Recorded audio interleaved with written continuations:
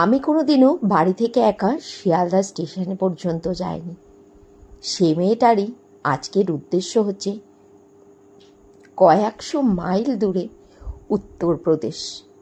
হ্যাঁ, আজ সেই প্রতীক্ষিত 26শে ফেব্রুয়ারি, আর আমি চললাম উত্তরপ্রদেশে।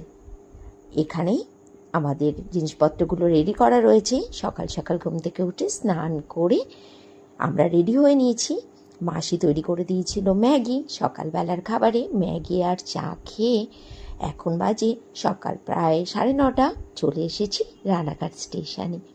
এখানে এসে আমার বাবার দোকান রয়েছে রানাঘাট স্টেশনে, বাবার সাথে করলাম দেখা। তারপরে ট্রেনটাও চলে এসেছিল। এখান থেকে 9:48 ট্রেন ছিল ধনধান্য এক্সপ্রেস। এই ট্রেনে বসেছি। বুকে অনেকটা ধুকধুকানি আর মনে অনেকটা আনন্দ নিয়ে চলে এসেছি কলকাতা স্টেশনে।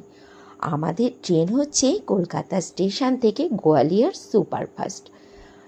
আর এই যে হলুদ রঙের ট্রেনটা দেখতে পাচ্ছ, এটা হচ্ছে ধনধান্যে। এই ট্রেনটাতেই এসেছি।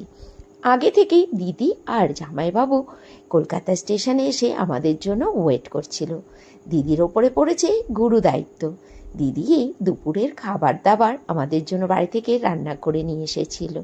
দিদি আর জামাইবাবু অনেক খাবার দাবার আমাদেরকে আরও দিয়ে দিয়েছিল সাথে। তারপরে দুজনা যথাসময় যখন ট্রেনটা স্টেশনে আসলো, আমাদেরকে ট্রেনে চাপিয়ে দিয়ে তারপরে তাদের ছুটি। তারা গেছে তাদের বাড়িতে ফিরে। আর যথাসময় ট্রেনটা ছুটে চলল। কত না নাম না জানা স্টেশনের ওপর থেকে ছুটে চলেছে আমাদের এই ট্রেনটা। জানো তো, আমাদের এই যাওয়া নিয়ে অনেকটা ঘোটালা হয়ে গেছে। এবার ভাবছো কী ঘোটালা? আমাদের কুম্ভ স্পেশাল ট্রেনের টিকিট কাটা ছিল হাওড়া থেকে এই 26শে ফেব্রুয়ারি সন্ধে 7:30টার সময়। তখন চলছিল কুম্ভ মেলা। আর নতুন করে বলার কিছু নেই, তোমরা তো জানোই কি অবস্থাটাই না চলছিল তখন। আর তোমাদের দাদাভাই কিছুতেই ওই ট্রেনের ভরসাও আর রাখতে পারেনি। প্রথম তো কুম্ভ মেলার ওই দাপট, তারপর আবার কুম্ভ স্পেশাল ট্রেন।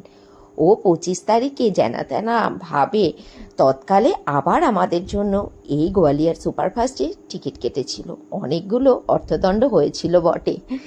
আর রাতের খাবার নিয়ে নিয়েছিলাম আমরা এই ট্রেনের প্যান্ট্রি থেকে। ছিল ডাল, সবজি আর ডিমের কারি, রুটি, ভাত, আচার, স্যালাড, আর ছিল একটা মিষ্টি। এই ট্রেনে চাপার কথা রয়েছে তোমাদের দাদা ভাইয়ের কানপুর স্টেশন থেকে। আর এখন দেখতে পাচ্ছ এটা কোন স্টেশন জানো? এটা হচ্ছে প্রয়াগরাজ স্টেশন। রাত বাজে এখন 2:30। দেখতেই পাচ্ছ কত মানুষের ভিড়। তখন হয়তো একটা লোকাল ট্রেন দেওয়ার বা স্পেশাল ট্রেনের সময় ছিল, যার জন্যই লোকেরা ওই ট্রেনে চাপার জন্যই এত পরিমাণে ভিড় করে দাঁড়িয়েছিল।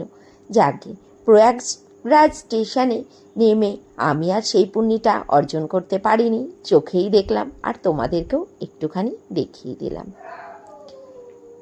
এরই মধ্যে আরও একটা ভিডিও ক্লিপ আমি নিতে পারিনি। তোমাদের দাদাভাই যখন রাত্রিবেলা 4:48 সময় এই ট্রেনটাতেই চেপেছিল। আসলে ট্রেনটা ছিল পুরো অন্ধকার, তখন তো সবাই ঘুমাচ্ছিল।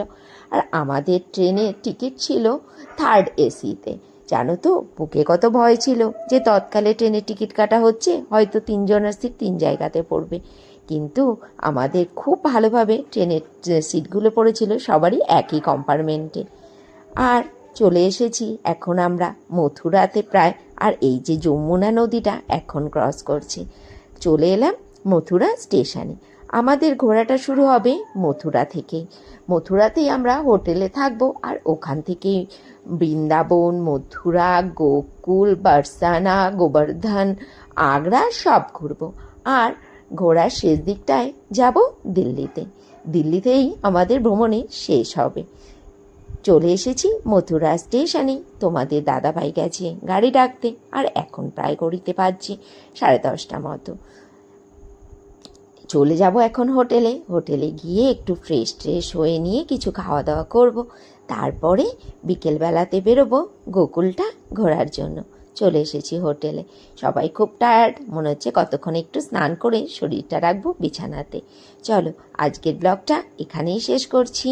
পুরো ভিডিওটা সঙ্গে রয়েছে, তার জন্য অনেক ধন্যবাদ। একটা লাইক করে দিও। আর একটা কমেন্টস করে দিও। আরও ভালো ভালো ভিডিও পাওয়ার জন্য অবশ্যই সাবস্ক্রাইব করে পাশে থেকে যেও।